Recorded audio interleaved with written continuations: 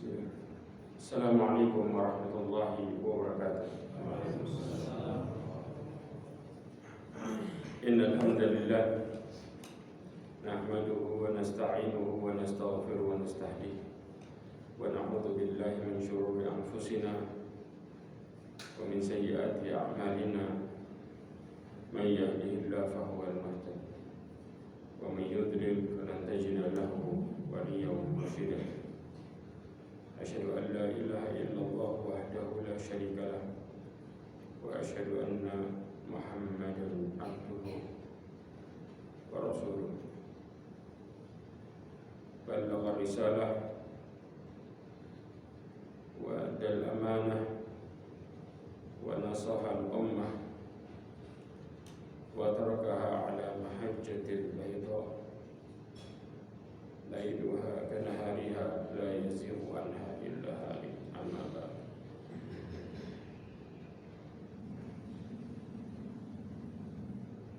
Ma'asyiral mu'minin rahimani wa rahimakumullah jami'an. Alhamdulillah, kita bersyukur kepada Allah Subhanahu wa ta'ala memberikan kita nikmatnya, memberikan kita hidayahnya. Salawat dan salam kepada Nabi Muhammad sallallahu alaihi wasallam, khairul anbiya wal mursalin, sebagai nabi dan sebagai rasul. Ma'asyiral mu'minin rahimani wa rahimakumullah.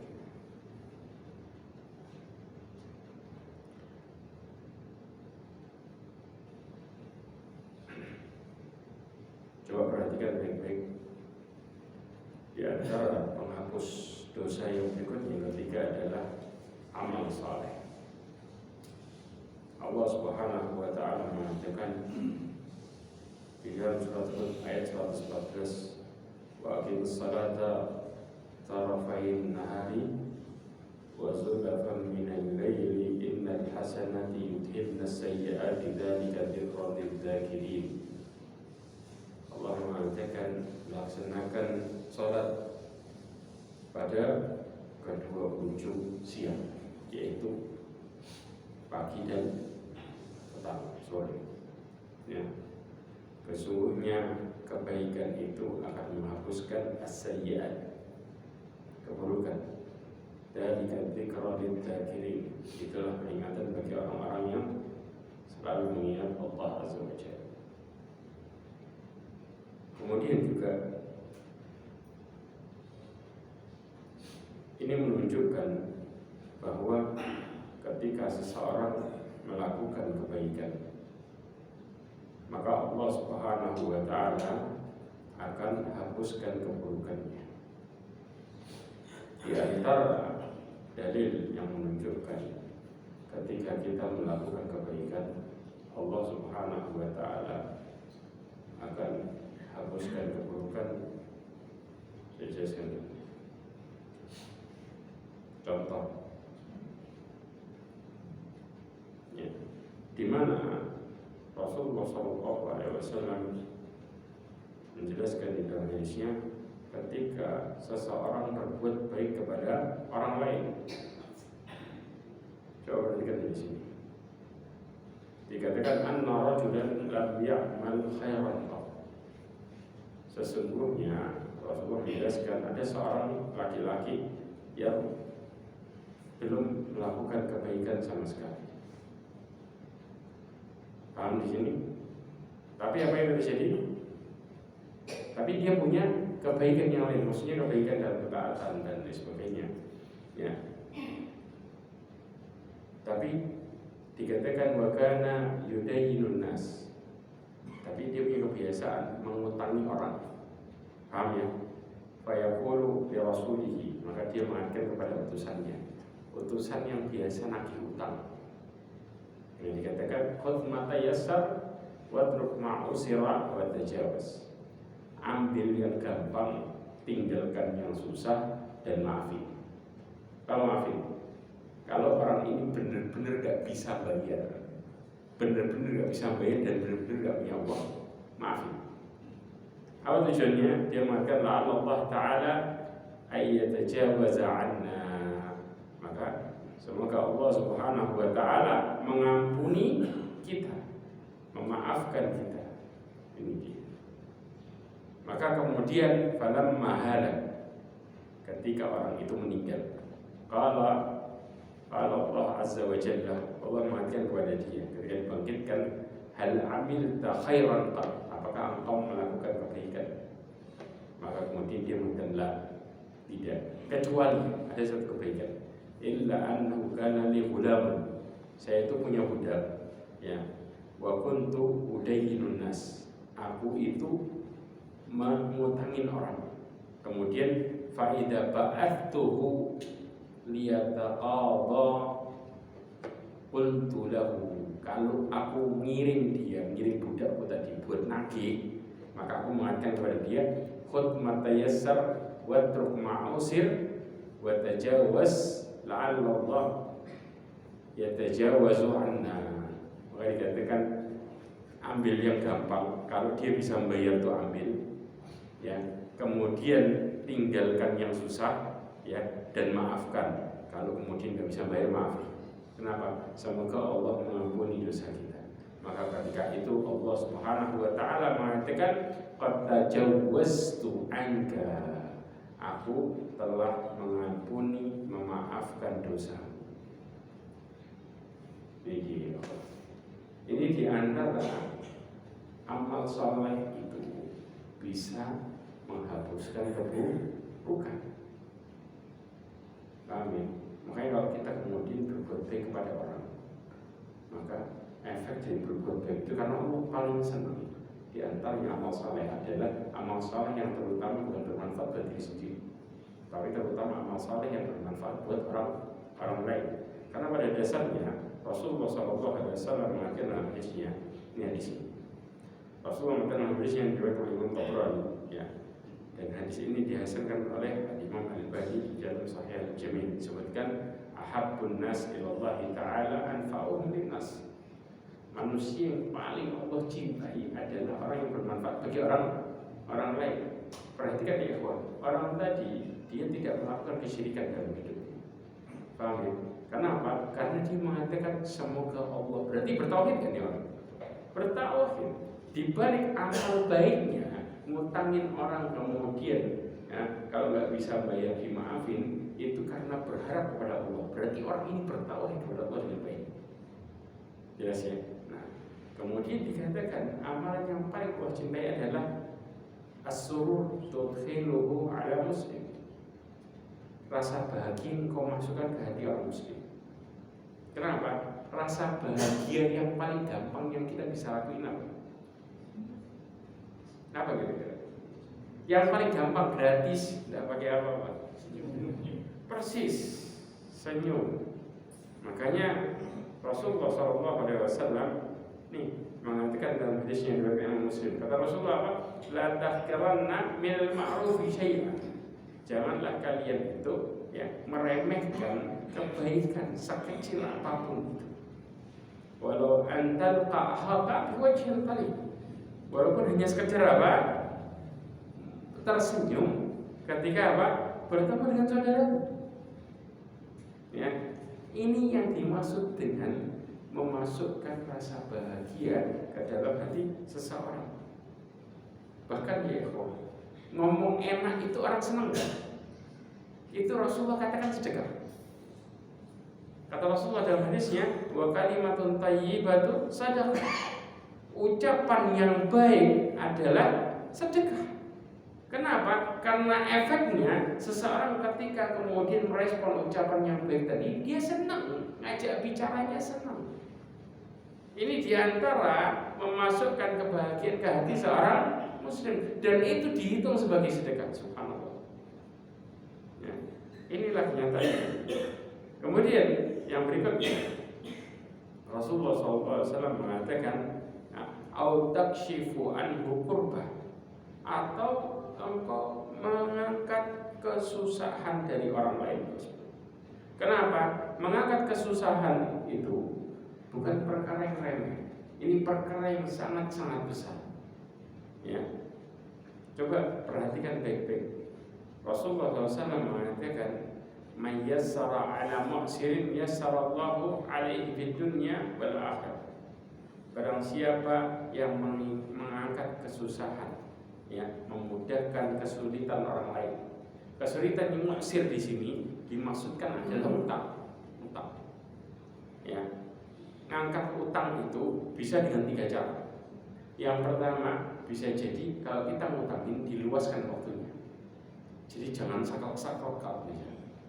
Karena di saat tempo kita ngutangin itu kebaikan, Allah catat pahala terus. Ya. Makanya kenapa dihitung sebagai sedekah. Subhanallah. Ya. Kemudian yang kedua, bisa jadi dengan memaafkan sebagian. Ya sudah. Makanya tadi dikatakan apa? Ambil yang gampang. Yang bisa bayar berapa ya sudah ambil itu.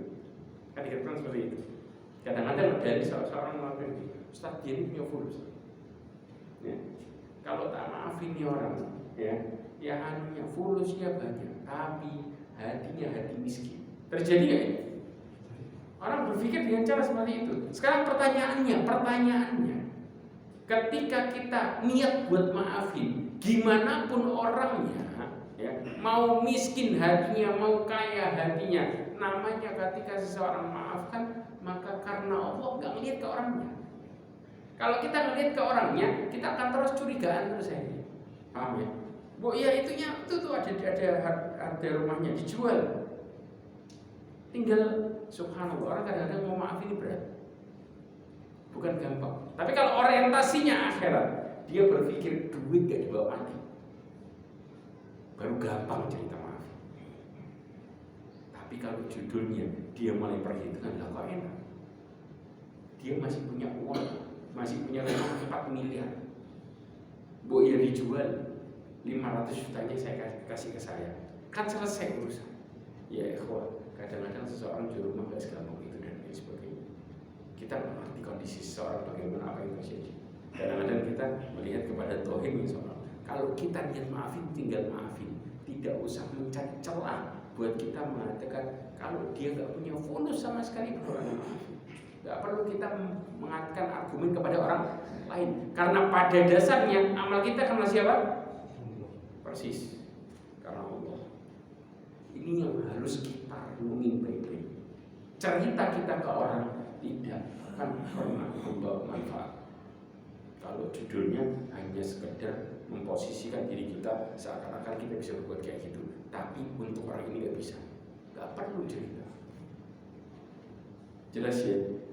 Ini kondisi yang seharusnya kita renungi. Karena seseorang yang merasa hartanya nggak dibawa mati, ya, dan ngerasa bahwa mereka, ya, menganggap apa yang mereka punya itu adalah apa yang mereka sedekahkan, maka otomatis ya Allah, apa yang terjadi? Mereka berusaha untuk berbuat baik karena Allah Azza wa Jalla dan nggak melihat komentar orang mau ngapain. Yes. Kemudian yang berikutnya adalah maka Allah SWT akan memudahkan urusannya dunia akhirat. Kemudian wa man satara musliman satarallahu fid dunya wal akhirah. Barang siapa satar, tahu satar? Menutupi aib saudaranya di dunia, Allah tutupin aibnya di dunia akhirat. Paham?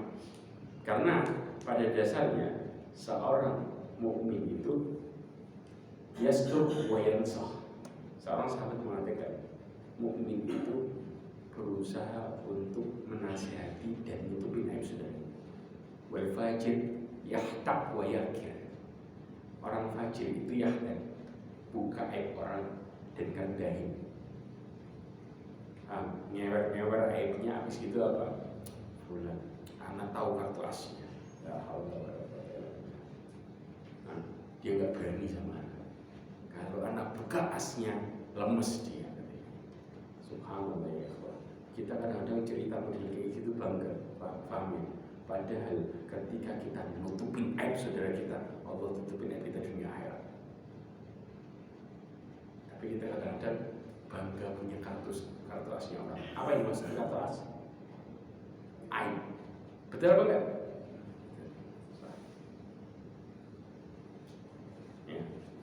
Kemudian juga dikatakan wallahu fi aunil abdi maka dan abdu fi auni akhi. Bayangin hidup ini kata Rasulullah SAW, Allah itu akan melindungi hambanya, tapi dengan syarat selama hambanya melindungi saudaranya. Jadi kalau kita mau bicara, makanya hidup ini yang terbaik ketika seberapa banyak hidup kita membawa manfaat bagi orang lain. Karena pada dasarnya ya, manusia itu ya, Rasulullah mengatakan mereka yang terbaik adalah mereka yang seperti ini. Al-mu'minu ya'laf wa yu'laf wala khairan fi man la ya'laf wa la yu'laf. Ya, kata Rasulullah dalam hadis riwayat Imam Tabrani dan Mu'jamul Awsat disebutkan seorang mukmin adalah orang yang bisa menerima dan diterima. Dan enggak ada kebaikan bagi orang yang tidak bisa menerima dan tidak bisa diterima. Tidak ada kebaikan kata Rasulullah. Bisa dibayangkan? Maka pada dasarnya inilah kondisi kenyataan. Kalau sudah tidak ada kebaikan, ya sudah. Kita mau bicara apa dalam perkara kehidupan ini?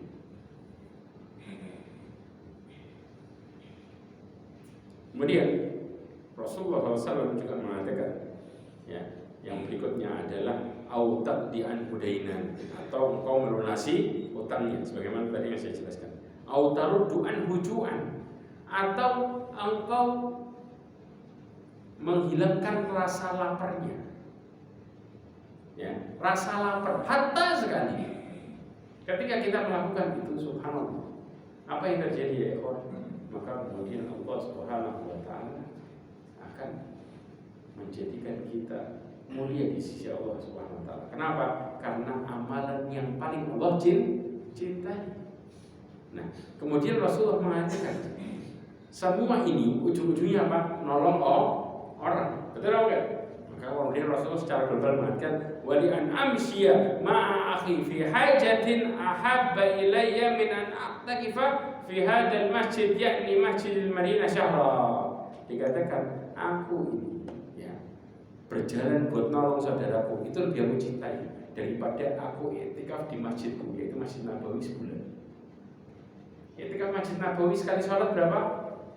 1000 sebulan. Berapa kali dia sholat? Berapa kali dia melakukan amal saleh? Sudah. I'tikaf judulnya. Orang nunggu sendiri satu sholat itu sudah dihitung sholat. Nah kalau kebayang, kalau dihitung sholat kali 1000, nah, dan jauh lebih baik orang yang berjalan menolong orang lain, pahalanya lebih gede, jauh lebih baik. Karena pernah ya, Pak, ada seorang ahli sufa. Orang ahli sufa ini nggak kerja. Makanya namanya orang ahli sufa ini nggak punya rumah, paham ya? Orang-orang yang nggak punya rumah, Rasulullah taruh di bagian belakang Masjid Nabawi. Mereka tempatnya itu maka disebut dengan tempatnya ahli sufa di situ. Nah, kemudian Rasulullah melihat nih orang pada zuhur, kemudian ditanya, siapa yang mengirim engkau makanan? Sungguhnya yang ngirim makanan itu ada saudara. Masih terus setiap hari, saudaranya nggak ikut duduk di situ, tapi dia masih. Maka kemudian, padahal ini orang duduk di situ ngapain? Belajar sama Rasulullah. Betul enggak? Ibadah belajar luar biasa. Kemudian Rasulullah mengatakan saudara jauh lebih baik daripada diri. Kenapa? Karena hidupnya dia bermanfaat buat saudaranya. Sedangkan saudaranya yang di masjid duduk itu dia hanya bermanfaat buat dirinya sendiri. Maka Rasulullah katakan saudaramu jauh lebih baik daripada diri. Karena pada dasarnya sampai kemudian pernah Imam Hasan Al-Basri ya mengutus seorang muridnya buat nolong orang lain dalam kesusahan. Diutus di murid-muridnya. Kemudian dikatakan Habib Sabit Al-Banani. Tahu kan Sabit Al-Banani? Seorang yang kemudian subhanallah, Sabit Al-Banani dia memberikan waktunya kecuali bermanfaat. Dia berusaha untuk ibadah, puasa luar biasa, tahajud luar biasa. Jadi Sabit Al-Banani kisah hidupnya luar biasa. Ya. Kemudian ketika dihampiri, kata Sabit Al-Banani, maaf aku jangan i'tikaf. Makanya dalam seharinya dia berusaha memanfaatkan waktu ibadah. Ini Sabit Al-Banani. Kemudian akhirnya balik ke muridnya, mengatakan Sabitnya lagi i'tikaf gak mau. Kasih tahu ke dia apa? Ya Mas, Ya, dikatakan, tahukah engkau kalau engkau berjalan menolong saudaramu jauh lebih baik daripada haji setelah haji. Engkau haji berapa kali? Itu lebih baik engkau menolong saudaramu, pahalanya lebih gede daripada haji setelah haji. Langsung iktikafnya beliau jalan, menunjukkan inilah keutamaan yang begitu dahsyat. Yang kemudian amal soleh itu bisa menghilangkan keburukan. Bahkan dari amal soleh tadi seseorang bisa naik derajat, bisa mendapatkan ampunan dan kemuliaan Allah Azza wa Jalla dari amal soleh tadi. Ma'asyarul mu'minin rahimani wa rahimani. Bahkan nih orang Ustaz, iya ya ikhwah, kalau kita bicara kehidupan nih, harta kita ini kita bawa kemana sih sebenarnya? Kalau kita nggak manfaatin buat kebaikan, Rasulullah menjelaskan harta itu yang punya kita cuma 3. 1 netap, 2 hilang. Perhatikan dari sini baik-baik. Rasulullah mengatakan yaqul abdu mali mali. Hamba itu mengatakan apa? Hartaku, hartaku. Kalau Rasul jelasin, ya, innamal lahu min malihi salatun. Tahu nggak? Hartanya dia itu cuma 3. Yang pertama, ma'akala fa'afna. Apa yang dia makan habis. Betul nggak? Kalau sudah masuk mulut selesai. Ada wujudnya. Sudah dikunyah, nggak ada wujudnya, selesai, hilang.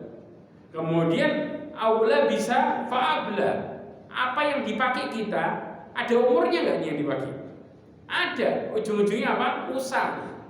Antum pakai baju sudah 5 tahun bulan ini, nafsu buat pakai terus, ya kan? Ganti. Yang ketiga, perhatikan, awa'ata faktana.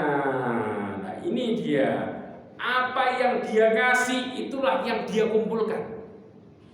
Jadi prinsipnya deposit kita itu seberapa banyak yang kita kasih.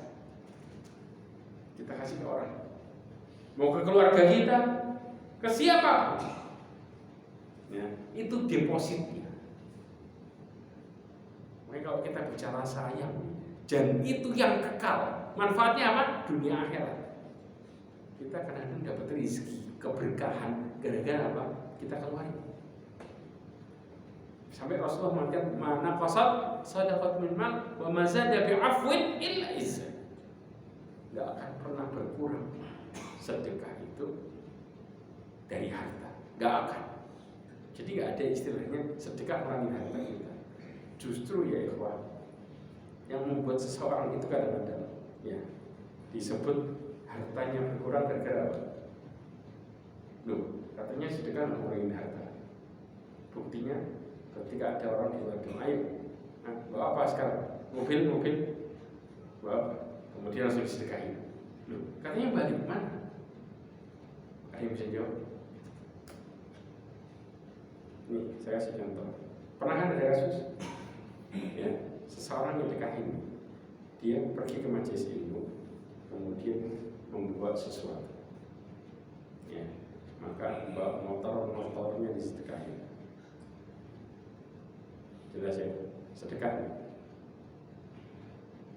Kata Rasulullah SAW, ya, mana qasad sadaqatun min mal.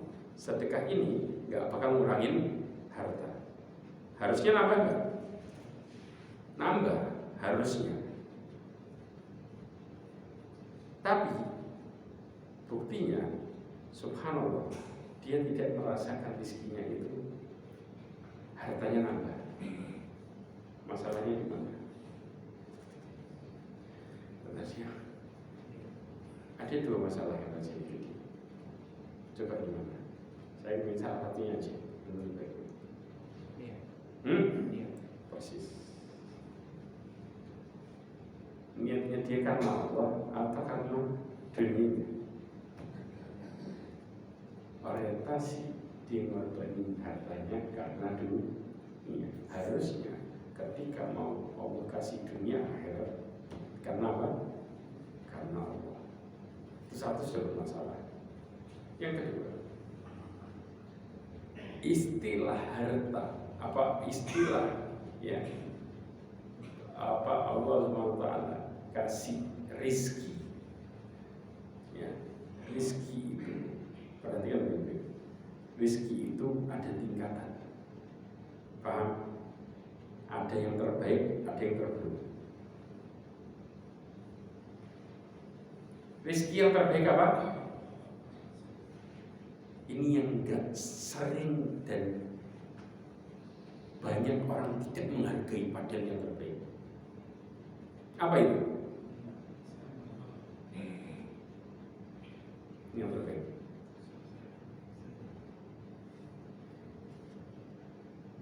Paham? Rizki yang terburuk adalah ini. Harta. Ulama menjelaskan rizki yang terbaik itu adalah sehat. Sampai Rasulullah mengatakan dua nikmat yang banyak orang melupakannya. Apa? As-sihhatu wal faragh. Sehat dan waktu luang. Sehat ini adalah rezeki yang paling baik. Berapa banyak orang-orang di puncak ngumpulin harta, begitu sudah kumpul dengan uang yang begitu banyak, tiba-tiba kena gula, kanker, tumor, macam-macam. Kira-kira nih hartanya kemana? Kemana hartanya? Hah? Bisa belain dia buat bisa sembuh? Harus cuci darah. Bisa belain dia? Dia bisa belain rumah sakit buat cuci darah, tapi bisa menjadikan dia kemudian sehat lagi? Jelas ya. Tapi kalau orang sehat, hartanya nggak seberapa, bisa dia bahagia hidup normal? Bisa ya. Paham ini. Tapi kalau orang kaya, Allah cabut kesehatannya, bisa jadi baik? Paham ini. Dia lupa sama ini. Kalau sedekah itu ketika Allah berharap kebaikan, Allah kasih yang terbaik, dia malah berharap yang terburuk.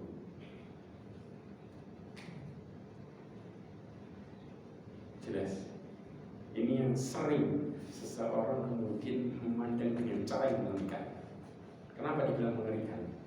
Karena dia berharapnya adalah rezeki yang paling bawah. Padahal harusnya seorang berkorban dengan hal yang biasa, ya, dia mendapatkan yang terbaik. Harapan dia kan itu. Ketika Allah kasih sehat, malah nggak sadar. Berharapnya yang paling buruk. Ini yang kemudian kita harus pahami baik-baik. Makanya orang begitu dong, mulus, punya anak, anaknya sakit-sakitan terus, panik. Kok gini, bingung. Padahal yang diharapin mintain sama Allah apa? Ketika punya anak apa? Kasih saya harta melimpah, betul? Begitu dikasih harta melimpah, karena dia nggak minta sehat kan, dicabut sehatnya, panik dia. Tapi ketika kita punya anak, keluarga semua mereka taat sama Allah, walaupun harta kita nggak seberapa bahagia. Tapi itu yang sering dilupakan. Sudah siap ya, Masyaallah, ini bagaimana orang Allah. Kemudian dikatakan dari Anas bin Malik, hadis ini diriwayatkan Imam Bukhari, disebutkan kuntu inda Nabi sallallahu alaihi wasallam faja'ahu rajul faqala ya Rasulullah inni asabtu haddan fa aqimhu alayya. Ya, ada seorang,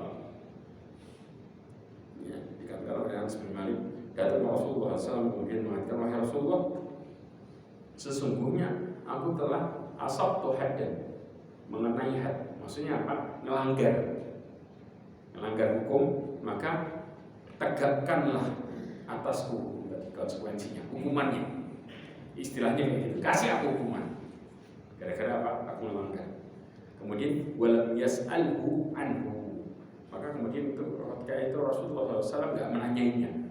Melanggarnya apa? Tanya Rasulullah. Kemudian apa? Wa hadaratis salat. Datang waktu salat. Fa shalla ma'an Nabi sallallahu alaihi wasallam. Maka orang ini salat sama Rasulullah SAW.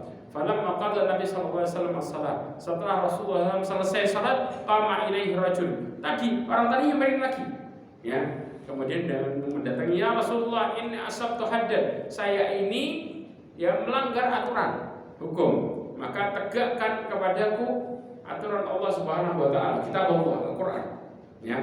Maka kemudian Rasulullah mengatakan, ya, "Alaisa qad salaita mana?" Bukankah engkau sudah salat tadi bersama kami? Maka dia mengatakan, "Iya." Maka Rasulullah mengatakan, "Fa innallaha qad ghafara laka dzambaka aw haddaka." Sesungguhnya Allah sudah mengampuni dosamu atau pelanggaranmu tadi. Apa dalilnya? Jelas ya ikhwan. Allah mengatakan apa? Innal hasanat yudhibnas sayyi'at. Ya, dikatakan bahwa perbuatan baik itu menghapus kesalahan. Makanya ibadah kita tuh ngilangin. Tapi yang hilangin apa sih? Dosa gede. Dosa kecil. Paham ya? Karena nanti saya jelaskan di yang lain. Kemudian Abdullah bin Mas'ud menjelaskan, ya, anna rajulan asaba min imraati qublah. Ya, dikabarkan bahwasanya adalah seorang laki-laki pernah mencium seorang wanita. Kemudian dia mendatangi Nabi SAW, fadzakara dzalika lahu. Maka kemudian dia nyampein ke Rasulullah bahwa dia pernah mencium orang perempuan. Ya. Kemudian fa'unzilat alaihi, maka diturunkan kepada Rasulullah ayat surat Hud ayat 114 tadi dengan mengatakan wa aqimus salata tarafain nahari wa zulafan minal laili innal hasanata yudhibnas sayyi'at. Ya, diperintahkan buat dirikan salat. Ya. Di antara dua siang, maksudnya pagi dan malam. Kemudian apa? Wa zulafan minal laili, sesungguhnya kebaikan itu menghapuskan kesalahan. Padahal nyium orang, perempuan yang dicium tentunya bukan mahramnya, ya, dan juga yang dicium bukan istrinya. Kemudian dari situ Rasulullah mengatakan qala rajul ilayya hadhihi, maka kemudian orang itu mengatakan kepada Rasulullah SAW, ya, itulah, ya, kepadaku ini. Maka kemudian liman amila biha min ummati. Apakah ayat ini turun kepada? Maksudnya orang ini mengatakan tanya kepada Rasulullah seperti itu. Barang siapa yang mengamalkan kebaikan dari umatku, kemudian Allah akan menghapuskan kesalahannya. Jadi pada dasarnya amal saleh itu kalau kita maksiat sama Allah bisa menghapuskan. Amal saleh, maksiatnya sama siapa? Allah. Jelas ya. Dan tidak urusan maksiat sama orang. Maksudnya maksiat ini ngedolimin orang. Yang dimaksud di sini adalah maksiat sama Allah. Saya tunjukkan lagi yang lain. Nih, Rasulullah mengatakan dalam hadisnya, ya, dalam riwayat Imam Muslim, as-salawatil khams, salat 5 waktu, wal jum'ah ilal jum'ah, Jumat ketemu Jumat, war Ramadan ilal Ramadan, Ramadan ketemu Ramadan, mukaffarat ma bainahuma, penghapus dosa di antara keduanya dengan satu syarat, idza ujtinibatil kabair, kalau dosa besar dijauhi. Ini syaratnya. Syarat ini. Ya. Ini kita jauhi, ya. Maka otomatis Allah mengampuni kita dengan amal-amal soleh yang kita lakukan. Kalau dosa besar jauh-jauh. Karena dosa besar cara tobatnya gimana? Cara kita bertobat kepada Allah dengan baik, taubatan nasuha. Lalu kemudian Allah ampuni dosa besar. Kemudian Rasulullah mengatakan dalam hadis yang masyhur di bulan Ramadan, siapa yang tahu hadis ini? Man shoma Ramadana imanan wa ihtisaban. Dua syarat. Barang siapa yang berpuasa Ramadan dengan penuh keimanan dan mengharapkan pahala dari Allah, ihtisab, ngarepin apa-apa, ngarepin ganjaran dan lain sebagainya, balik ke Allah, itu istilahnya. Ya, kemudian ghufira lahu ma taqaddama min dzambi. Allah mengampuni dosanya yang telah lalu. Mukafirat di sini, penghapus. Ya.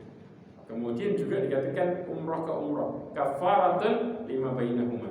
Tapi orang ini sering ya mengartikan dengan salah arti. Umrah ke umrah, penghapus di antara keduanya. Enak ya kalau sering umrah. Kenapa? Dosanya bersih terus. Ya, yang bersih itu dosa kecil, bukan dosa gede. Kalau namanya aku punya dosa gede dan nggak bertobat, tidak hilang. Dosa besar. Paham ya? Bahkan orang yang berhaji apa? Man hajja lillah falam yarfuth. Ya, barang siapa yang berhaji karena Allah, ya, dia nggak melakukan rafat, ngomong kotor, ya. Walam yafsuq, tidak melakukan kefasikan, raja'a kayaumi waladathu ummu, kembali kayak dia dilahirkan. Orang dilahirkan itu apa? Fitrah, bersih, nggak punya apa-apa. Paham ya? Ya sudah kayak gitu.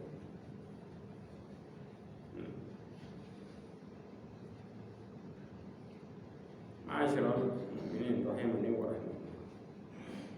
Bahkan di antara amal saleh adalah ketika seseorang memerdekakan budak.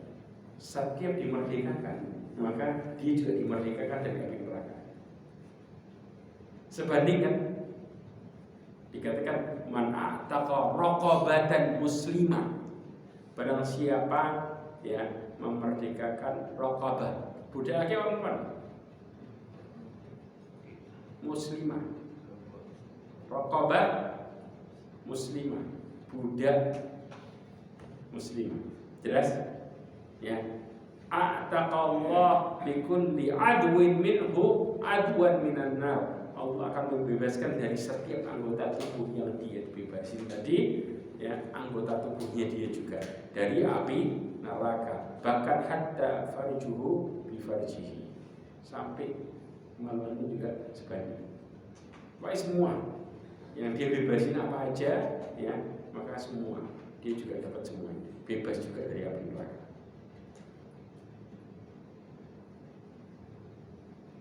Tapi hati-hati, amal buruk bisa makan amal baik. Apa itu? Perhatikan, al-hasadu, hasad, tahu hasad? Iri, makan kebaikan.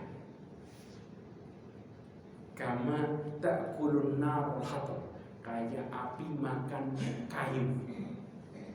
Dimakan pelan-pelan, bakar sampai habis. Hasad kayak itu efeknya. Ya. Wasadaqatu tudfi'ul khati'ah.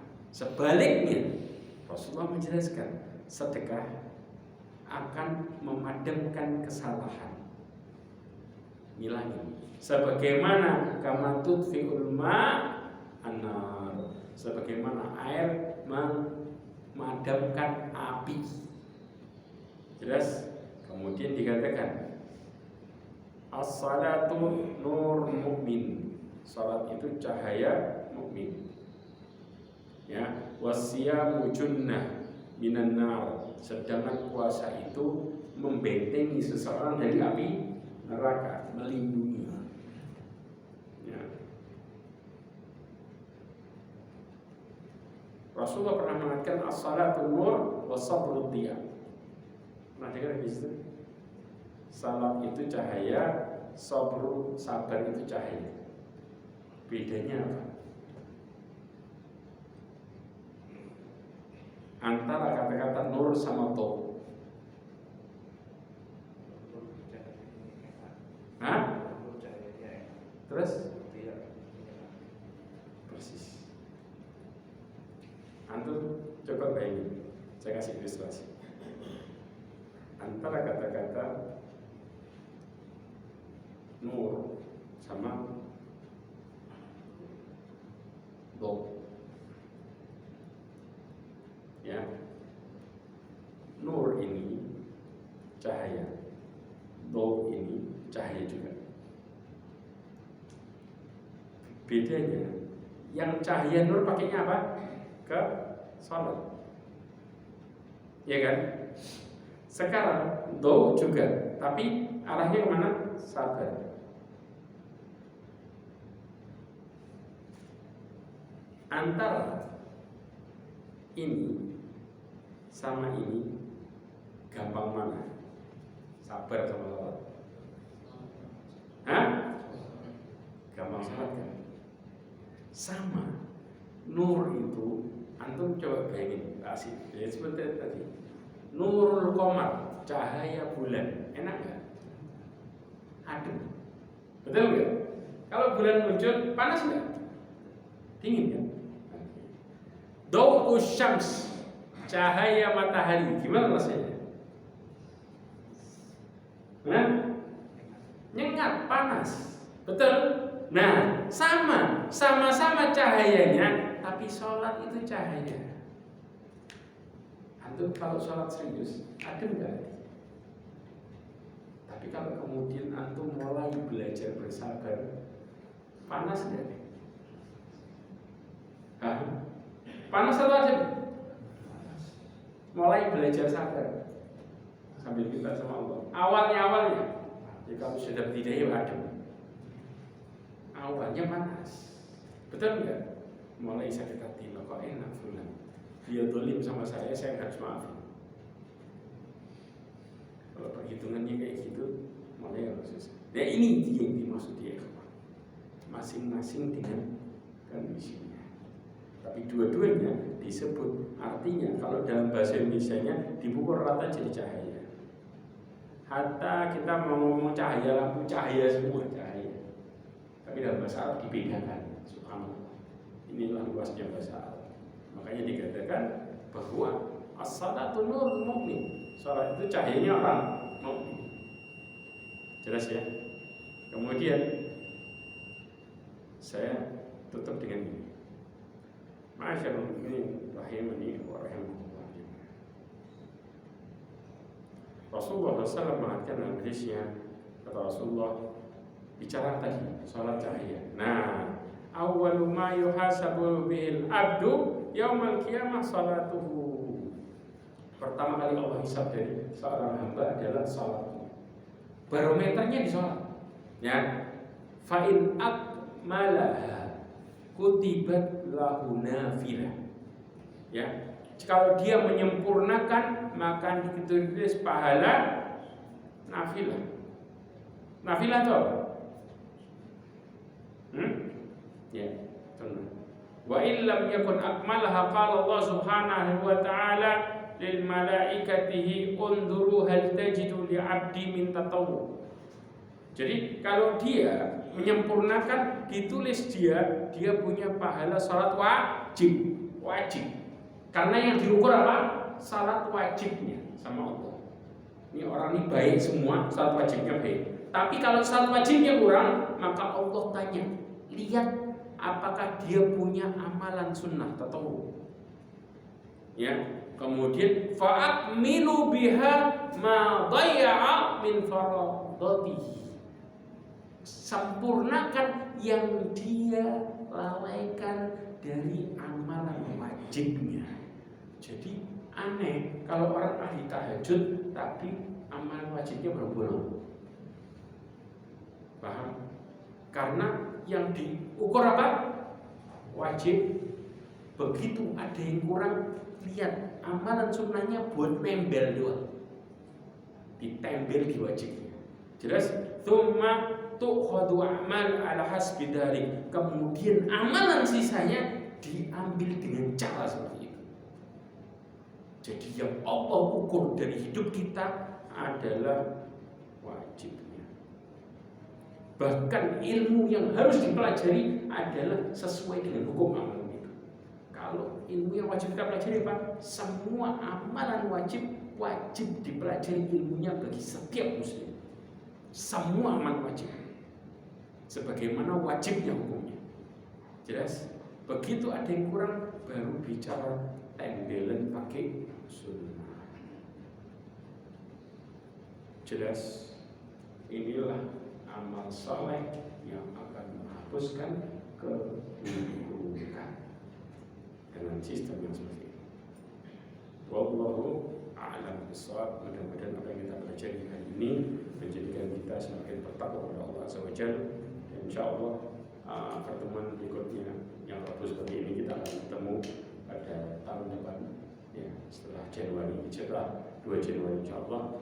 Kemudian untuk hari Jumat kajian masih ada, ya, Jumat pagi insyaallah kita sambung dengan tema yang lain tentang kehidupan setengah hari. Wallahu a'lam bishawab. Ini bisa saya sampaikan, kurang lebih mohon maaf. Subhanallahumma wa bihamdika asyhadu an la ilaha illa anta astaghfiruka wa atubu ilaik. Wa akhiru da'wana alhamdulillah. Wassalamualaikum warahmatullahi wabarakatuh.